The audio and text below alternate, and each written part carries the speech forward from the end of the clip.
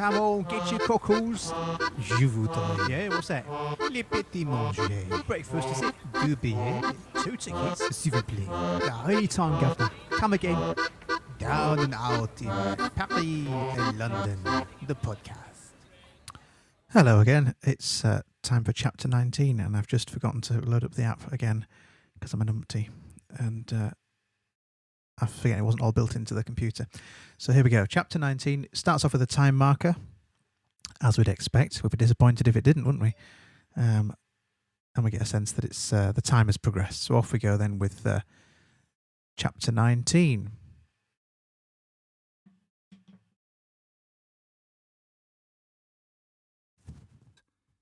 In the evening, I found him waiting for me in the Rue de... Sorry, I had it muted. Good grief. What a numpty. It was twins, I said calmly. Oh, there we go. Twins, exclaimed We'll get the there nurse. eventually. And she was so pleased that she took Yvonne by the shoulders and embraced her on both cheeks publicly. Yes, twins.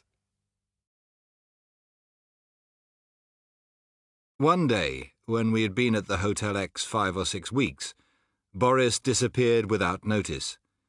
In the evening, I found him waiting for me in the Rue de Rivoli. He slapped me gaily on the shoulder. Free at last, mon ami. You can give notice in the morning. The auberge opens tomorrow.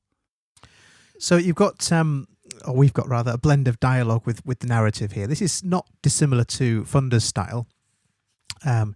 You'll notice I'm now recording in the morning. I'm much more bright and sprightly in the morning. By 4 o'clock or 5 o'clock in the evening or later, I'm sort of yawning my head off and no good to anybody. So anyway, it's much better now, isn't it? Much more positive. I'm sure it's helping to, well, maybe not, but we'll see. Blending dialogue with narrative, it's like fiction. We saw it with Thunder and we're seeing it here. This section does read very much like a fiction novel because we're blending that dialogue with the narrative. And we get a real sense of character as well. So the characterization of these people like Boris, not only the way he speaks and his colloquialisms, his idioms, you're an idiom, but also his actions. He slapped me gaily on the shoulder. So you've got this narrative style with these adverbial phrases being used. Tomorrow? Well, possibly we shall need a day or two to arrange things. But at any rate, no more cafeterie. Nous voilà lancés, mon ami. My tailcoat is out of pawn already. His manner was so hearty that I felt sure there was something wrong, and I did not at all want to leave my safe and comfortable job at the hotel. However, I had promised Boris, so I gave notice, and the next morning at 7 went down to the Auberge de Jean Cottard. It was locked, and I went in search of Boris, who had once more bolted from his lodgings and taken a room in the Rue de la Croix-Niver. I found him asleep, together with a girl whom he had picked up the night before, and who he told me was of a very sympathetic temperament. That's a euphemism, isn't it, really? And I think the way it's quoted as indirect speech from Boris, it suggests that, well, I don't know, is it that she's sympathetic to him? Is it that she's very forgiving and that's why she's with him? I don't know. It's a phrase which we come back to, so it's actually a cataleptic reference because we come back to this later on in this chapter. But at this point it's just a simple statement, but it's in those inverted commas to show it's direct speech from Boris. I think I said reported speech earlier on, didn't I? But it is direct speech from Boris. So it becomes more relevant later on, but it's sort of euphemistic, I think, because sorry, I'm distracted by all these beeps and whistles. That's the trouble with recording in the morning, is that it's like Piccadilly Circus. If Teams is like Piccadilly Circus. What was I saying? I'm waffling on about something here. Euphemisms, yes. Is she sympathetic? Does that mean that she's very forgiving? I think it does. I think it's perhaps that she's perhaps how can I phrase this? I don't know. It's tricky, isn't it? I think you know what I mean. I hope you do. That a sympathetic temperament suggests that she's perhaps less. Oh dear me. What am I trying to say? Not perhaps the best judge of character, perhaps. Let's leave it there. Let's move on, shall we? As to the restaurant, he said that it was all arranged. There were only a few little things to be seen to before we opened. At 10, I managed to get Boris out of bed, and we unlocked the restaurant. At a glance, I saw what the few little things amounted to. It was briefly this. Before we get into that list, there's anaphora there linking back to these few little things. And the inverted commas there just show us that he's quoting what was said. These few little things actually turn out to be a whole list of many things that need to happen, which is finalised with this triadic structure at the end of painting, polishing, and carpentering. Is that a word? Carpentering. How strange. I can't even think how to pronounce that word. Carpentry, carpentering, carpenter. Having some kind of breakdown here. Anyway, a triadic structure of those three things, just to emphasise the range and the breadth and the depth of the things required to be done before the restaurant can open. That the alterations had not been touched since our last visit. The stoves for the kitchen had not arrived, the water and electricity had not been laid on, and there was all manner of painting, polishing, and carpentering to be done. Nothing short of a miracle could open the restaurant within 10 days, and by the look of things it might collapse without even opening. It was obvious what had happened. The patron was short of money, and he had engaged the staff, there were 4 of us, in order to use us instead of workmen. He would be getting our services almost free, for waiters are paid no wages, and though he would have to pay me, he would not be feeding me till the restaurant opened. In effect, he had swindled us of several hundred francs by sending for us before the restaurant was open. We had thrown up a good job for nothing. Boris, however, was full of hope. He had only one idea in his head, namely that here at last was a chance of being a waiter and wearing a tailcoat once more. For this he was quite willing to do 10 days' work unpaid, with the chance of being left jobless in the end. "Patience," he kept saying. "That will arrange itself. Wait till the restaurant opens and we'll get it all back. Patience, mon ami." We needed patience. For days passed, and the restaurant did not even progress towards opening. We cleaned out the cellars, fixed the shelves, distempered the walls, polished the woodwork, whitewashed the ceiling, stained the floor. You'll notice here the asyndetic list to enhance that sense. I almost said reinforce, but I stopped myself. To enhance that sense of overwhelming work that they have to complete. But the main work, the plumbing and gas fitting and electricity, was still not done because the patron could not pay the bills. Evidently he was almost penniless, for he refused the smallest charges, and he had a trick of swiftly disappearing when asked for money. His blend of shiftiness and aristocratic manners made him very hard to deal with. Melancholy duns came looking for him at all hours, and by instruction we always told them that he was at Fontainebleau or Saint-Cloud or some other place that was safely distant. Meanwhile, I was getting hungrier and hungrier. I know the feeling. It's getting near to lunchtime. It's 12:44 as I'm recording this, and I feel the same.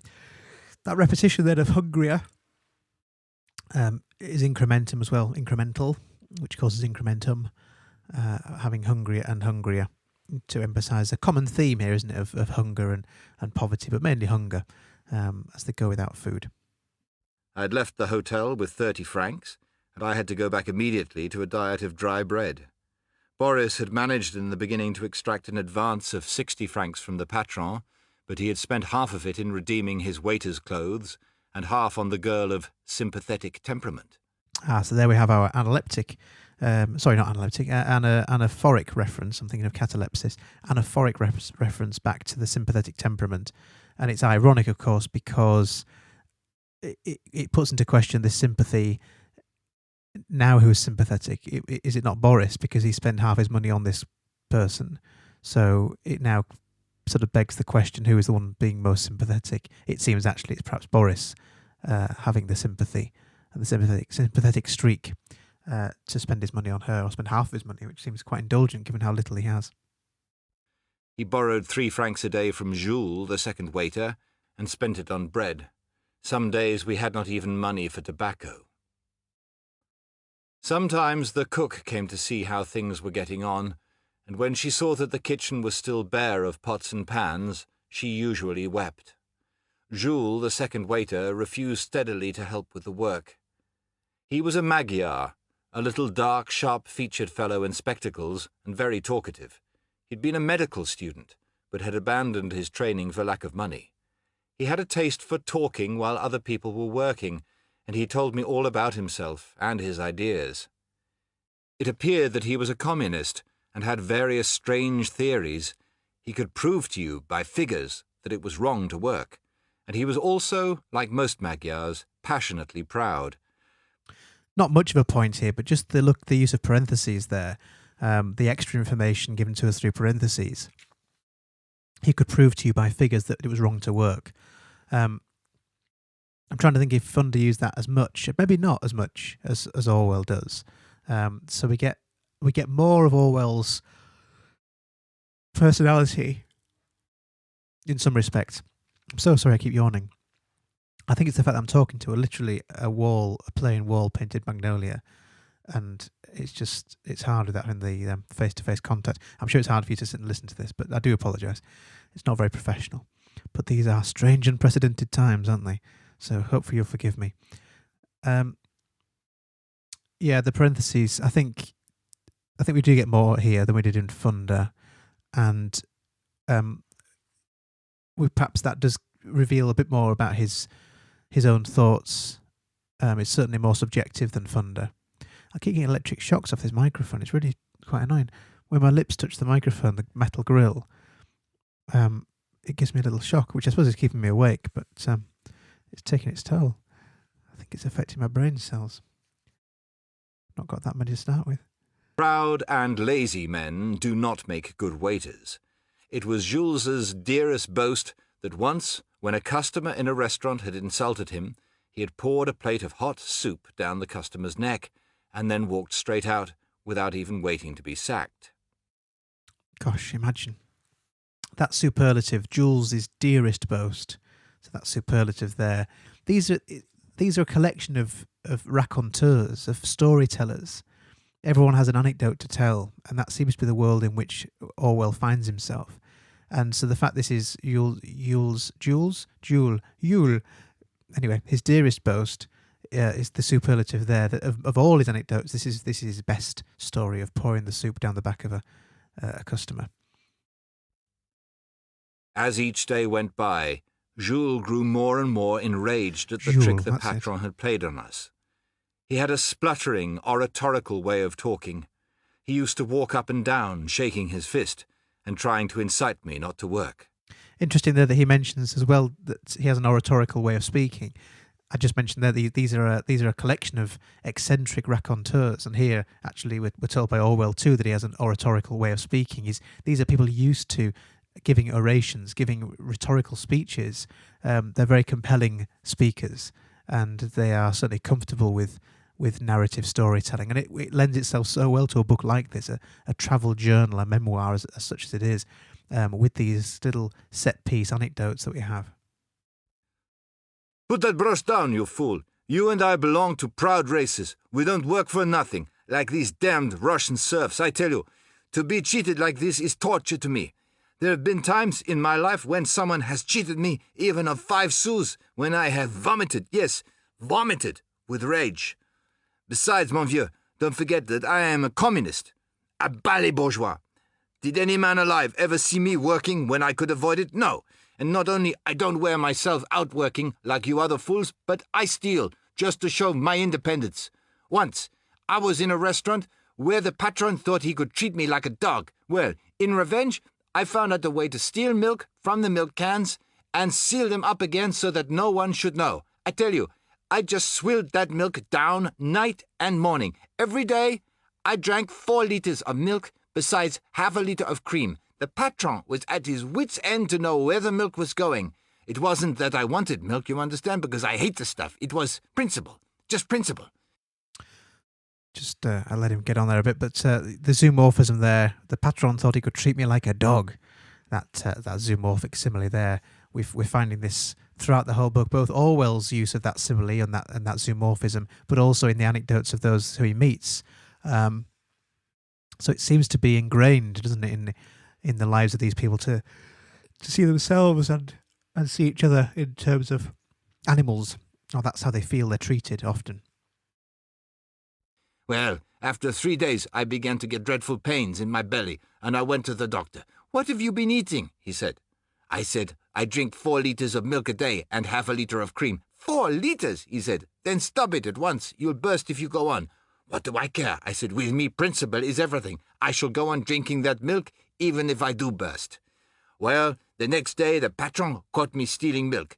"You're sacked," he said. "You leave at the end of the week." "Pardon, monsieur," I said. "I shall leave this morning."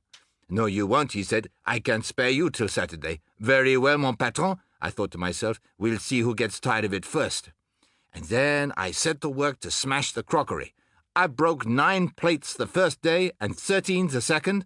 After that, the patron was glad to see the last of me. Just backing up a little bit there, there's a bit of epistrophe. When he talks about his principle of stealing milk just for the principle of it, he hates the stuff, but he steals it just to be rebellious. It was principle, just principle. There's the epistrophe there of ending that phrase, repeating that phrase at the end of those lines, which is that oratorical way of speaking. It's that way of making it seem more hard hitting and more convincing. I'm not one of your Russian moujiks.